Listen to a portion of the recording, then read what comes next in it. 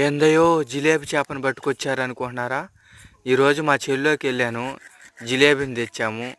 చాలా జిలేబీలు అయితే పడ్డాయి. ఒక జిలేబీని తీసుకున్నాము. మా చెల్లెలు అయితే నీట్గా క్లీన్ చేస్తుంది. ఉప్పు, కారం, సాల్టు, అల్లం వెల్లుల్లి పేస్టు ఇవన్నిటిని వేసి బాగా పట్టిస్తున్నాము. ఒక 10 నిమిషాలు ఊరితే ముక్కకి బాగా కారం పడుతుంది. ముందుగా అయితే మీరు మన ఛానల్ని సబ్స్క్రైబ్ చేసుకోండి, మరెన్నో విషయాలు తెలుసుకుందాము.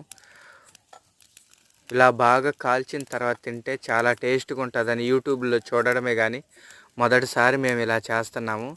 ఒకసారి చేసిన తర్వాత చెప్తాను టేస్ట్ ఎలా ఉందో అని. మీరు ఇలాంటివి ట్రై చేసుకోండి. ఎందుకంటే మనకు ప్రకృతి సిద్ధంగా దొరికేటివి చేపలు తినడం వల్ల ఆరోగ్యానికి చాలా మంచిది. ముందుగా అయితే మనకు ఒక సైడ్ కాలిపోయింది చేప. బాగా చేప కాలిన తర్వాత నిమ్మకాయ పిండుకొని ఉల్లిపాయలు వేసుకొని టేస్ట్ చూస్తున్నాము. టేస్ట్ అయితే వేరే లెవెల్లో ఉంది. మన ఛానల్ సబ్స్క్రైబ్